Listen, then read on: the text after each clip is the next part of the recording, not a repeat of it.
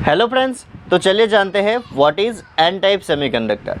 तो हम सबको पता है कि इंट्रिंसिक सेमीकंडक्टर मतलब कि प्योर सेमीकंडक्टर जो है वो है सिलिकॉन एंड जर्मेनियम, जो कि नेचुरली सेमीकंडक्टर है।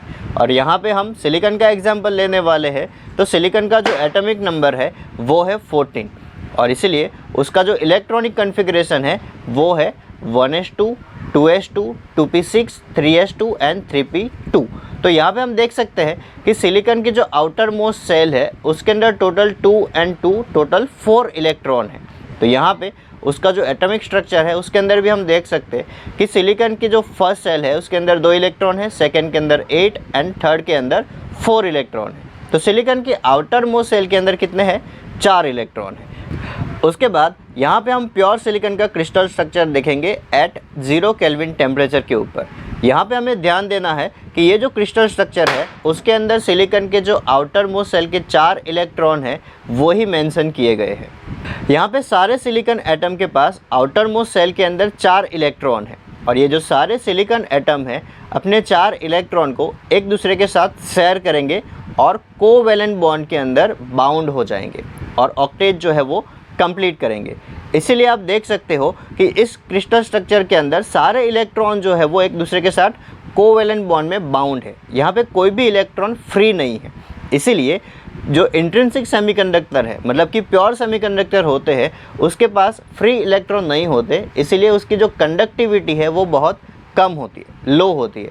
हम सबको पता है कि कंडक्टिविटी जो है वो फ्री इलेक्ट्रॉन से मिलती है, लेकिन प्योर सेमीकंडक्टर के अंदर सारे आउटर मोस्ट सेल के इलेक्ट्रॉन जो है वो बाउंड होने की वजह से यहाँ पे कोई फ्री इलेक्ट्रॉन नहीं है, इसीलिए उसकी जो कंडक्टिविटी है वो लो होती है। जब वो टेम्परेचर बढ़ेगा, ये टेम्परेचर जब बढ़ेगा तो इसमें से कुछ इलेक्ट्रॉन जो है वो फ्री हो जाएंगे, मतलब कि बहुत कम इलेक्ट्रॉन जो है वो फ्री होंगे और उससे बहुत ज़्यादा कंडक्टिविटी बढ़ेगी भी नहीं, उसकी कंडक्टिविटी लो ही रहेगी।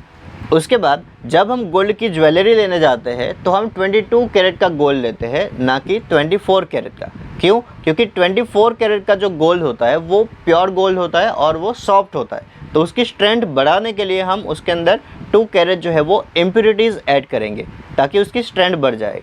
उसी तरह यहाँ पे प्योर सेमीकंडक्टर जो होते हैं उसकी कंडक्टिविटी लो होती है, तो उसकी कंडक्टिविटी बढ़ाने के लिए हम उसके अंदर इम्प्योरिटीज़ ऐड करते हैं और इम्प्योरिटीज़ ऐड करने की प्रोसेस को हम डोपिंग प्रोसेस बोलते हैं। तो यहाँ पे हमें एन टाइप सेमीकंडक्टर बनाना है तो हम पेंटावेलेंट इम्प्योरिटी ऐड करेंगे। यहाँ पे हमें एन टाइप सेमीकंडक्टर बनाना है, इसीलिए हम यहाँ पे पेंटावेलेंट इम्प्योरिटी ऐड करेंगे। पेंटावेलेंट का मतलब होता है जिसकी आउटर मोस्ट सेल के अंदर 5 इलेक्ट्रॉन्स होंगे, उसको हम बोलते हैं पेंटावेलेंट। तो पीरियोडिक टेबल के अंदर जो 15 ग्रुप के एलिमेंट है उसको हम पेंटावेलेंट इम्प्योरिटी की तरह ऐड करते हैं, जैसे कि फॉस्फरस, आर्सेनिक, एंटीमनी, बिस्मथ, ये सब पेंटावेलेंट इम्प्योरिटी है। यहाँ पे हम फॉस्फरस को यूज़ करने वाले हैं एज अ पेंटावेलेंट इम्प्योरिटी। तो फॉस्फरस का जो एटॉमिक नंबर है वो है 15, इसलिए उसकी जो इलेक्ट्रॉनिक कॉन्फ़िगरेशन है वो है 1s2, 2s2, 2p6, 3s2 and 3p3। तो उसकी जो आउटर मोस्ट सेल है उसके अंदर टोटल 2 and 3 मतलब 5 इलेक्ट्रॉन्स है। ये फॉस्फरस का एटॉमिक स्ट्रक्चर है। यहाँ पे आप देख सकते हो कि 2 इलेक्ट्रॉन जो है वो फर्स्ट सेल के अंदर है, बाकी सेकंड में 8 इलेक्ट्रॉन है और आउटर मोस्ट सेल के अंदर 5 इलेक्ट्रॉन है। तो ये वाला क्रिस्टल स्ट्रक्चर है जिसके अंदर हमने इम्प्योरिटीज़ ऐड की है।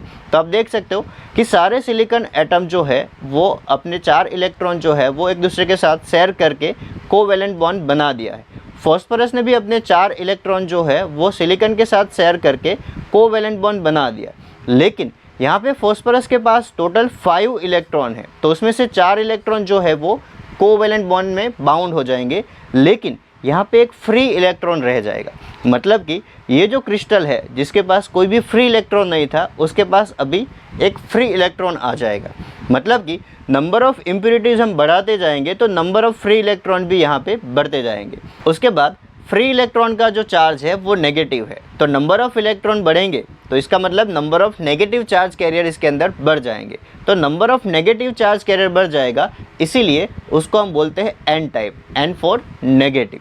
एन टाइप सेमीकंडक्टर के अंदर सिर्फ फ्री इलेक्ट्रॉन्स ही होंगे ऐसा नहीं होता।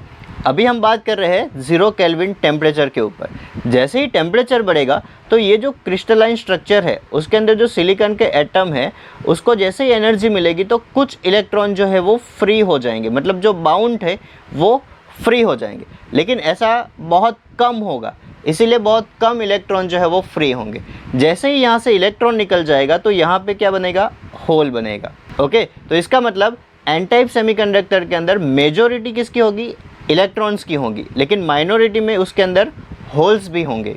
अगर हम एनर्जी बैंड डायग्राम की बात करें तो ये जो है वो प्योर सेमीकंडक्टर के लिए है, जहाँ पे हम देख सकते हैं कि सारे इलेक्ट्रॉन जो है वो बाउंड है, इसीलिए वो सब कहाँ पे है, वैलेंस बैंड में है। कंडक्शन बैंड अभी खाली है क्योंकि यहाँ पे कोई भी फ्री इलेक्ट्रॉन नहीं है। ये हम बात करें एट 0 केल्विन टेम्परेचर के ऊपर। जैसे ही हम इसके अंदर इम्प्योरिटी मतलब कि पेंटावेलेंट इम्प्योरिटी ऐड करेंगे तो सारे इलेक्ट्रॉन जो है वो डोनर लेवल मतलब कि वो कंडक्शन बैंड के ठीक नीचे होगा, वहाँ पे हो जाएंगे। कब, 0 केल्विन टेम्परेचर के ऊपर। जैसे ही उसको हम रूम टेम्परेचर पे लाएंगे तो ये सारे इलेक्ट्रॉन जो है वो कंडक्शन बैंड में आ जाएंगे, मतलब कि वो फ्री इलेक्ट्रॉन हो जाएंगे। मतलब कि कंडक्शन बैंड के अंदर नंबर ऑफ़ फ्री इलेक्ट्रॉन बढ़ जाएंगे, जिसे हम एन टाइप सेमीकंडक्टर कहते हैं। यहाँ पे मेजॉरिटी चार्ज कैरियर जो है वो इलेक्ट्रॉन है, इसीलिए यहाँ पे जो कंडक्टिविटी है वो किसकी वजह से होती है, इलेक्ट्रॉन की वजह से होती है। और ये जो एन टाइप सेमीकंडक्टर है उसके अंदर कंडक्टिविटी किसके ऊपर डिपेंड होगी, तो कि इम्प्योरिटी के ऊपर, कितनी इम्प्योरिटी हम ऐड कर रहे हैं, और दूसरा टेम्परेचर के ऊपर कि कितना टेम्परेचर बढ़ रहा है, टेम्परेचर की वजह से कितने इलेक्ट्रॉन फ्री हो रहे हैं। तो यहाँ पे इम्प्योरिटी एंड टेम्परेचर के ऊपर डिपेंड होगी उसकी कंडक्टिविटी। तो आज के लिए बस इतना ही। आई होप कि आपको ये जो एन टाइप सेमीकंडक्टर है वो समझ में आ गया होगा। तो मिलते हैं नेक्स्ट वीडियो के अंदर, जिसके अंदर हम समझेंगे P type semiconductor. Thank you.